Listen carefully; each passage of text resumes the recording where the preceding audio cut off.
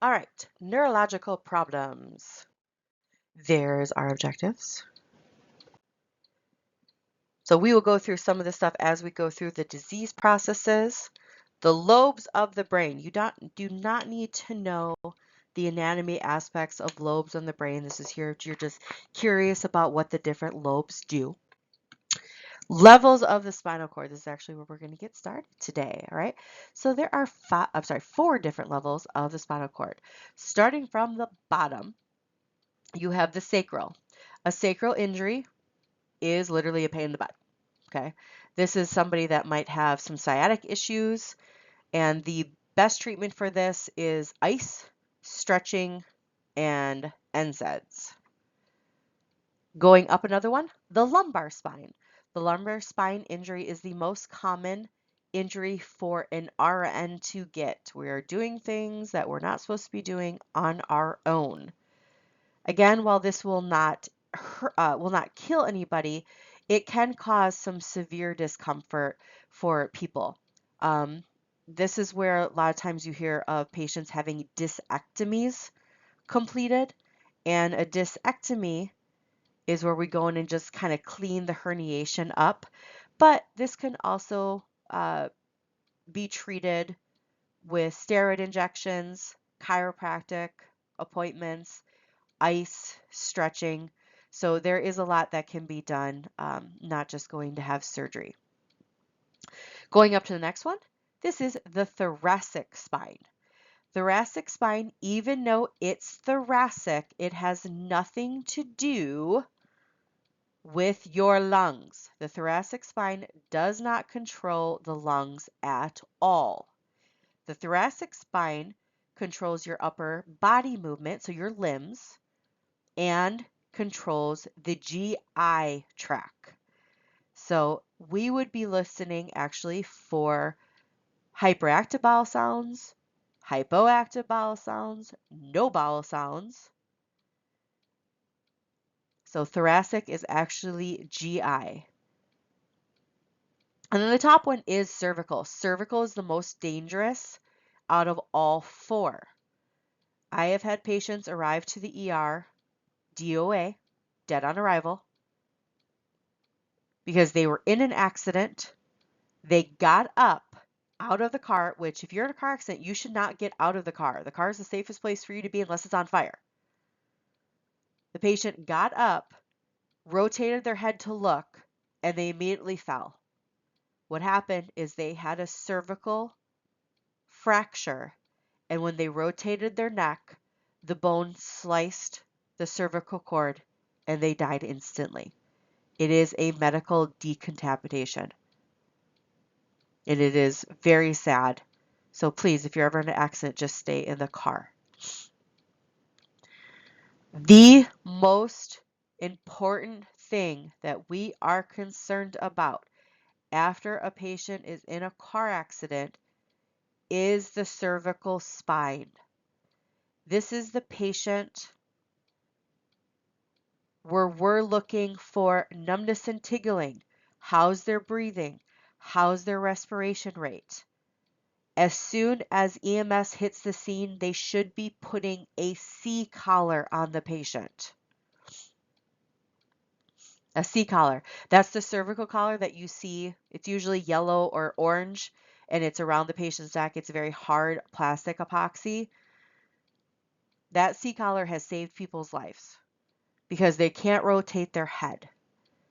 So if you have a patient hit the ER, the first thing we're going to do is do what we call a C-spine clearance. C-spine clearance. All it is an x-ray. Your cervical column is made of bone. We do x-rays on bones. So as soon as the patient hits the ER, we're doing an x-ray to rule out cervical spine issues. If it's clear and there's no fractures, we can take the C-collar off. If it is questionable or there is a fracture, the C-collar will stay on. So x-ray is bone, CT is organs, MRI is soft tissue. We are not doing an MRI for a possible vertebrae fracture. We would do an MRI if we thought something was going on with the actual spinal cord. Okay. You do not need to know the 12 cranial nerves. You're welcome. Neuroassessment. Neuroassessment is going to be immensely vital if you're going to go into the ER or the world of ICU, because we do neural assessments on people chronically and constantly. So when we're doing neural, we're doing hand grasp, numbness and tingling. We're doing vision test, sticking their tongue out. We're going through any type of history, seizures, aphasia, any general disorders, any history of head injuries whatsoever. Now, when it comes to pupil reflex, and people get stuck on pupil reflex, I don't know if you've seen too many TV shows where a patient was wheeled into the ER and they checked their pupils and they said their pupils are fixed and dilated, they're dead. That's not a thing. We do extensive testing before we rule out a patient to having complete brain death.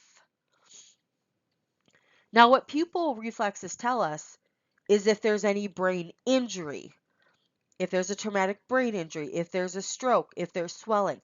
It tells us brain injury. It is not the 100% test people think to equate brain death. Your Glasgow Coma Scale. Most of you have probably looked at this. You've probably done it. Every patient that gets admitted to the hospital will get a Glasgow Coma Scale completed, and hopefully it's 15. Hopefully you're all 15 right now. And if you notice when you go through them, even if the patient gets the lowest score for eye opening, verbal response, or motor response, it is still a 3.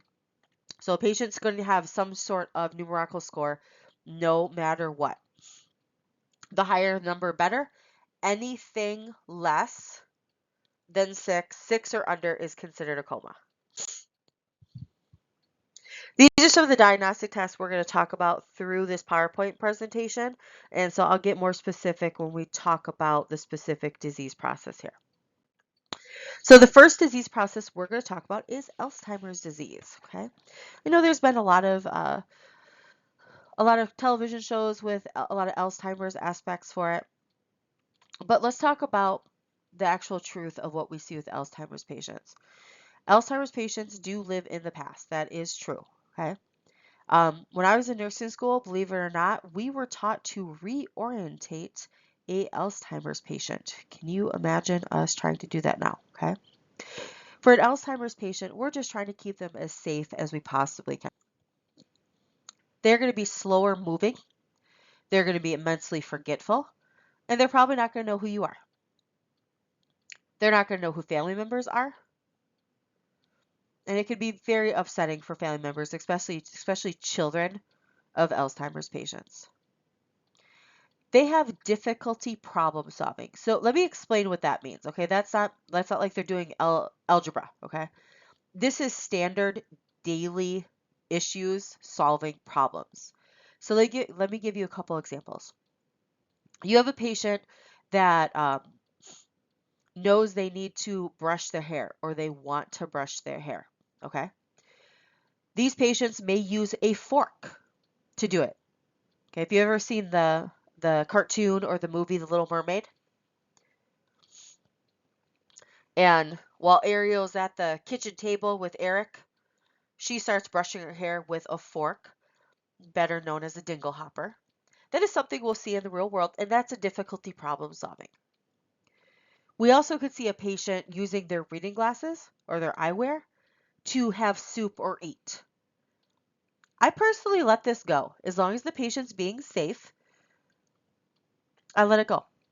Am I going to try to slip them a clean fork? Like, did they just use the fork to eat? Sure, because you don't want food in their hair. Are you going to clean their glasses after they're done using them? Sure, because you don't want them you want them to have soup and then put their glasses back on their face. But Alzheimer's disease is really just backing up the patient, being whatever they need you to be at that moment in time. I have been people's daughter, sisters, best friend, next door neighbor, aunt, all of it. I don't mind at all. I just I am just lead with the script I am given, and keeping them safe is going to be vital. Meningitis. There are 3 different classifications of meningitis. You have fungal, which is the most deadly, viral, which is the most common, and bacterial, which we don't see a lot, but it moves very quickly, and that's why it's deadly. Okay. The signs and symptoms of meningitis for all 3 are exactly the same. Exactly the same. They could have a fever, nausea and vomiting, especially if they put their chin to their chest that actually could make them vomit. They're going to have a very stiff neck. They could have a rash, especially if it's bacterial. And then they're going to have photophobia, so very sensitive to light, blue screen, noise, all of that. The only way to definitively diagnose meningitis is to do a spinal tap. So if we have a patient come in and they have these signs and symptoms, especially the stiff neck, we're immediately going to put them in reverse isolation. We're going to put them into that negative pressure room because meningitis is very, very, very contagious. Viral meningitis can go through the hospital, it can go through a college dorm, it can go through an elementary school very, very fast. So we want to get them into reverse isolation. If we're wrong, big deal. The physician is going to have to do a spinal tap. That is a physician procedure. But as the RN, it's our responsibility to get that cerebral spinal fluid over to patho. Once the cerebral spinal fluid has been handed off to pathology, then we can get started on treatment. The most common treatment you're going to see for the initial meningitis treatment is going to be a broad spectrum antibiotic and probably something for the headache and steroids for the inflammation. That's what we're going to start with until we get results back from patho. Seizures.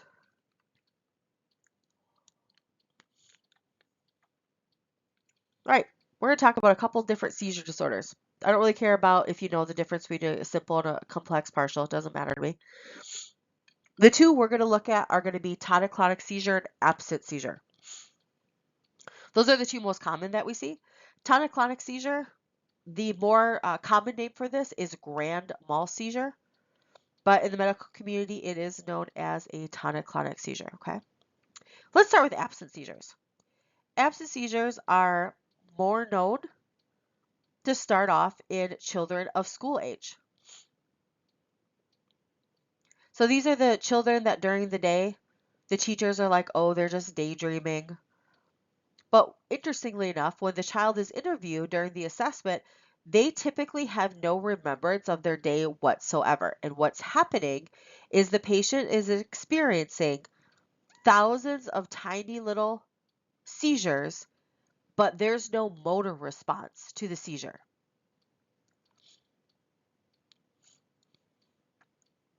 This is often, like I said, diagnosed in school age kids first. Depakote is the most common drug treatment for this, but there are some diets out there. Actually, there's just one diet out there that has been known to greatly reduce absent seizures in kids. That's the keto diet. Pretty strict diet. Can be hard on the kidney, so we're going to be watching that. But it has been known to almost completely eliminate absent seizures from kids. One of the good aspects about absent seizures, is as the child grows, a lot of times they actually grow out of it. All right, let's go to tonic-clonic seizure, better known as grand mal seizure. This is the very typical seizure you're going to see. You're going to see it in TV, you're going to see it in Hollywood. And there are 4 different phases to the tonic-clonic seizure. The first one is the aura phase. The aura phase. This is when the patient tells you they're about to have a seizure. They might smell something, they might taste something, they might see something. Sometimes they actually see a halo effect. This is your time to get the patient safe. If you can get them back into bed, great. If you can't, get them on the floor. You don't want a patient standing and having a seizure because then they're going to have a traumatic brain injury when they fall. The tonic-clonic part, this is when they're actually having the convulsions. To the naked eye, there would be no way to differentiate what type or what part of the seizure they're in. We're just trying to keep them safe. Take away anything that could hurt the patient during the seizure. If you have to move furniture, move people out of the way, it's all about keeping the patient safe. If you can, get the patient on their side. This is going to help with the aspirations because sometimes they vomit or they bite their tongue and you don't want any blood going down into the lungs. Like I said, if you can, sometimes you're not going to be able to. And then the last phase is the postictal phase, the postictal phase. The postictal phase is going to be the most dangerous phase for you, the healthcare worker. This patient may come out of the seizure very disorientated and even combative.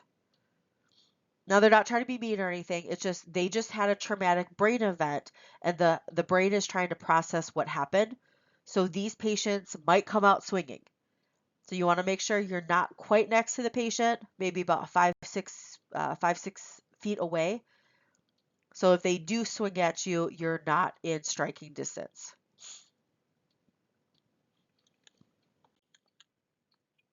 Common seizure medications. So let's talk about these. During an active seizure, the most common medication you're going to give the patient is Ativan. This has been known to limit seizure activity.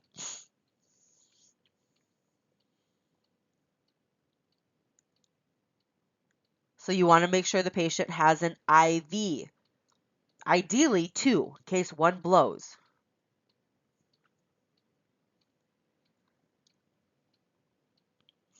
Next one, Tegretol. We need to teach the patient signs and symptoms of leukopenia. If you don't know what leukopenia is, you should look it up. Third one is Depakote. Depakote is very hard on the liver, so we're going to want the patient watching for any right lower quad abdominal pain.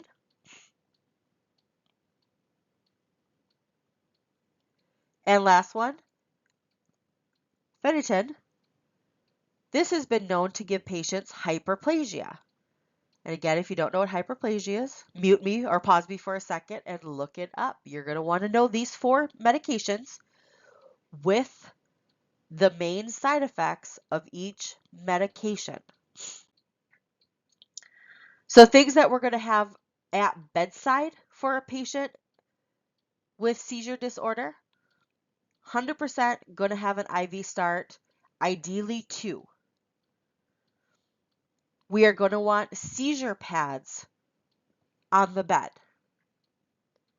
Or if we don't have seizure pads, we tend to tape bath blankets around the bed. And we're going to have suction ready to go for the patient. Okay, so those 3 things are going to be imperative to have ready to go. Multiple sclerosis, better known as MS.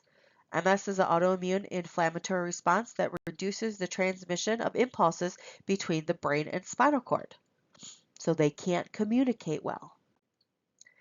So some very typical signs. Now, remember, when we're testing and when we're going through class and we're prepping for NCLEX, we are teaching you the statistical probability. You can have very abnormal signs for any neural disease. We're just looking up statistical possibilities, okay?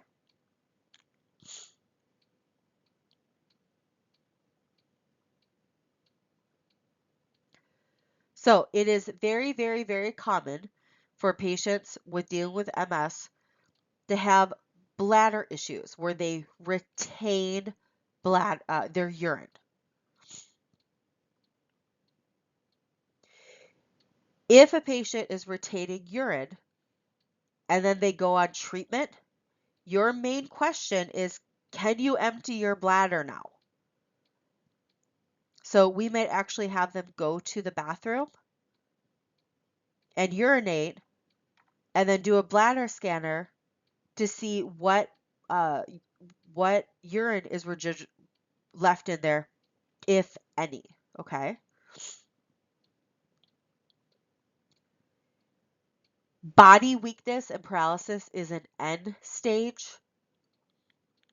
And this patient needs a lot of attention fast. And sometimes that attention is just getting their legal affairs in order. So getting social worker or clergyman on it to make sure their legal affairs are in order. Because once a patient gets to paralysis, we are nearing the end. Some diagnostic tests that can be done. We could do, or the physician could do a lumbar puncture to get cerebrospinal fluid. Now, we all have protein and white blood cells in our cerebral column, but this would be an elevation. So if the patient's levels were elevated. We could do a brain MRI or CT scan, and very often plaque is present in the brain. Plaque should never be present in the brain for any reason whatsoever, or the spinal cord. And a doctor may do something called an EMG or an NCV, and this actually will measure abnormal conduct activities for the muscles and nerves. So some treatments out there, okay? Now, a lot of these are part of the neural treatment family, with the exception of prednisone. Prednisone is very typically given, though, for individuals either the start of treatment or if they have an inflammation or exacerbation. So let's say your patient has MS and they're doing fine, but all of a sudden they get a really bad flu. They could actually have a flare up and then they're put on prednisone. And remember, prednisone increases someone's blood sugar. So we're just going to be monitoring the blood sugar for a prednisone patient, even regardless if they have diabetes or not. We're just going to be measuring that. Myasthenia gravis. Myasthenia gravis, again, is where the nerves can no longer communicate with the muscles, okay? This is going to attack the nerves that help with swallowing first. It is very common for these individuals to not be safe to eat orally. So feeding tubes are surgically implanted, like G-tubes. So we're very, very concerned about aspiration with myasthenia gravis patients. There are a great deal of medication that can worsen the problem. So we would want to look at the medications that the patient's on, especially after a diagnosis of MG.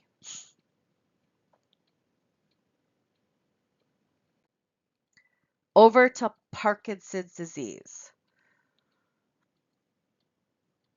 Now, Parkinson's disease is a gradual progression disease.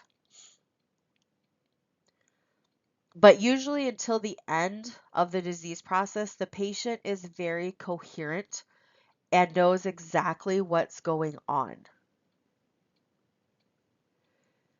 We want to make sure that we keep that empathy in mind for these patients. We want these patients to be able to do as much as they can on their own. And this could be very hard for RNs, for UAPs, for LPNs. We have a busy day in the hospital. And we just kind of want to get in, get the cares done so the patient's set for breakfast and get out of there. But for a Parkinson's disease patient, that can be very humiliating. So give them time. I'm not saying, you go in and set up they want to get washed up or brush their teeth or wash their face, go in and get it set up, but then let them do it. I teach my UAPs all the time. Hey, we're real busy and I get that. But set them up and then sit down and just make sure that they're safe. That might be the only time during the morning you can sit down. It's very important to be patient.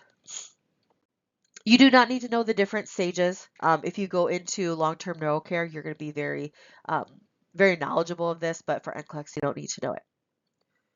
Like we talked about with the interventions, have them do as much as they can safely. We're going to be very big on nutrition, especially protein and high calories, because their bodies are constantly moving, so they're constantly burning calories. That's why we see a lot of Parkinson's patients that are very frail and thin. For a patient with early Parkinson's disease, one of the best things they could do is actually muscle building. So honestly, you're going to think this is crazy, but going to the gym, there are gyms out there that now specialize in Parkinson's disease where their equipment is specifically geared for Parkinson's individuals to be able to use. Because the more muscle mass a Parkinson's patient has, the less they have in symptoms. It's not going to fix anything, but it can prolong the disease. ALS. Most people heard of ALS when the ice bucket challenge was going around. ALS is a disease process where there is no cure, and death can come on very, very rapidly. A newly diagnosed ALS patient really should get their legal and their affairs in order. Let me explain. If you are not from the state of Wisconsin, you'd have to check your state. But in the state of Wisconsin, we are an inheritance tax state, which means if your family member, let's say a parent, were to pass away and they do not have a will or a living trust in place, you would get taxed on half of your inheritance.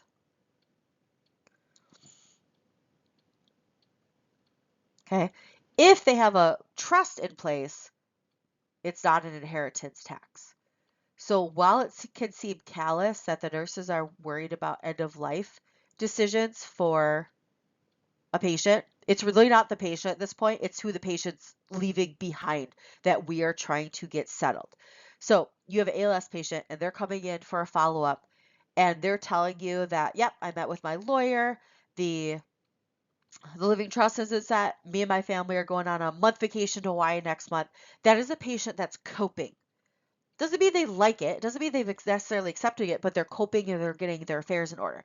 If you have a patient that is making plans 8, 10, 12 years into the future, that is a patient that we're going to have to sit down and have a very serious, not fun conversation about the fact that they are not going to be with us in 10 years. Okay? There are a couple ALS patients that have lived to that 10-year mark, but it is immensely rare.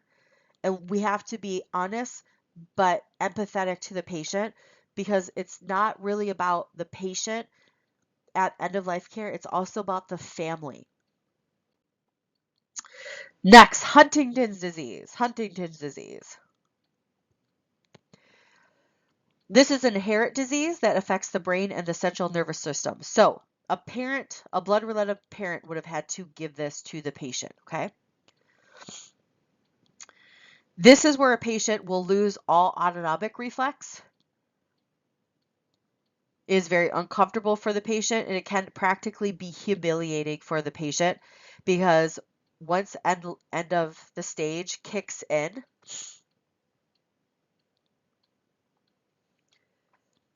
the patient will lose motor function of their limbs. While a patient can live 10 to 20 years after the onset of symptoms, a lot of patients will die of pneumonia before it sets in. So remember pneumonia? The first sign symptom of pneumonia is that pleural pain in the chest. So if you have a patient concerned about some chest tightness and they have Huntington's disease, that would warrant a phone call to the physician being like, hey, I really want a chest x-ray done to make sure this patient's not going to succumb from pneumonia, because it could happen.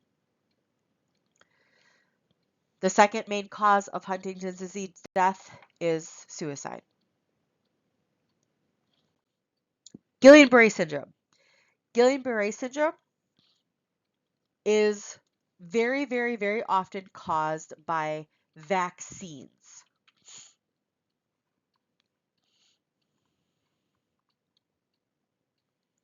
Okay. This way, if you even get the flu vaccine, you should be asked if you or anybody in your family has had a history of Guillain-Barré syndrome. Now, if you get Guillain-Barré syndrome from a vaccine, it doesn't mean you're going to die. It does not mean you're going to die. It does not mean you're going to die. Okay. Patients survive this all the time, but we're very, very, very concerned about respiratory issues. This patient could be vented. We're going to be checking ABGs constantly. They are going to be in a respiratory acidosis state during this fight. And if they succumb, it will be in hypoxic death. All right, traumatic brain injury, better known as a concussion. So traumatic brain injury, better known as concussion, okay? Thousands of people in our country get concussions or traumatic brain injuries every single year. So we're very versed at these. You see them on the sidelines of NFL games, hockey games, all this different stuff, okay? So when we're talking about treatment, it is very important for these patients to be at a 30 to 45 degree angle when they are in the bed. We do not lay them supine, and we do not put them up at a 90-degree angle. It's very common for these people, these patients, to be complaining about a headache.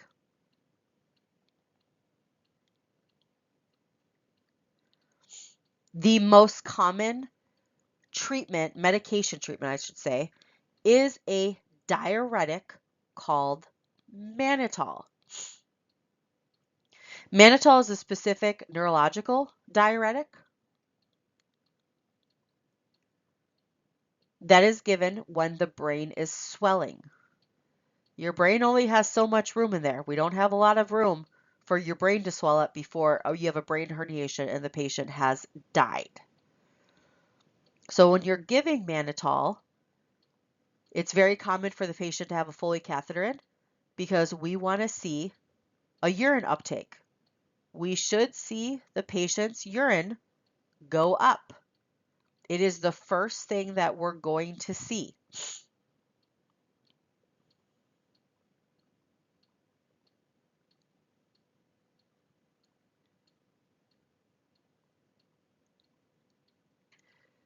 If the mannitol is not working or not working effectively, it is possible for a physician to do something called a burr hole. And a burr hole is where they're going to drill a small hole into the skull, relieving the pressure from the brain. That is a physician procedure, and we can and will do this at bedside. We do not have to take the patient to surgery to do this. Last concept is stroke. Now, there are 3 different types of strokes that we see in the world here. The first one is called a TIA. We're not really going to talk about TIA that much. A TIA is what we consider a little baby stroke. This is where the patient has stroke-like symptoms, but then they resolve about 20 to 30 minutes after the symptoms start. Though a patient with a TIA, history of a TIA, should be on at least a baby aspirin every day, because if you had a patient with a TIA, their chances of getting a full-blown ischemic stroke later is very prevalent. Okay. So the 2 main types of strokes we're going to talk about. First one is hemorrhagic stroke. Hemorrhagic. This is where there is a brain bleed. The brain is bleeding. The second one is an ischemic stroke. An ischemic stroke is where there is a blood clot blocking blood flow, oxygen flow, nutrient flow to a type of the brain.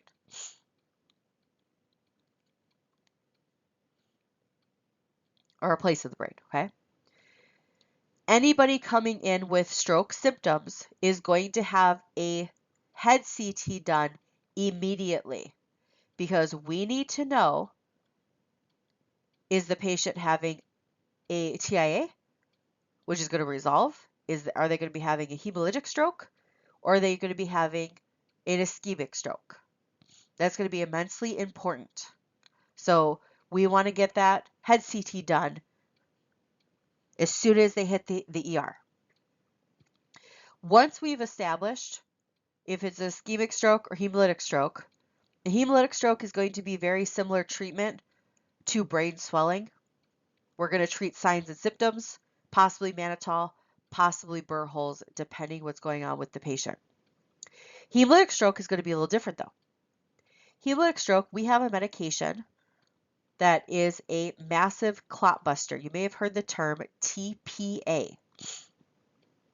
TPA is a massive clot busting medication given to stroke patients.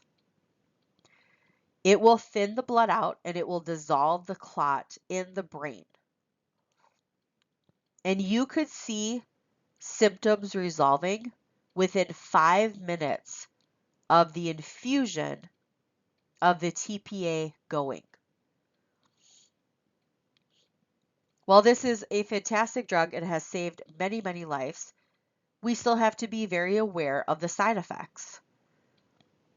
Patients getting TPA are at a huge risk of bleeding from anywhere because we're thinning the blood out so much. So the first sign of bleeding is vital signs. We're going to be watching, is their blood pressure going down? Is their heart rate going up? Is their respiration rate going up? Those are the initial signs of internal bleeding.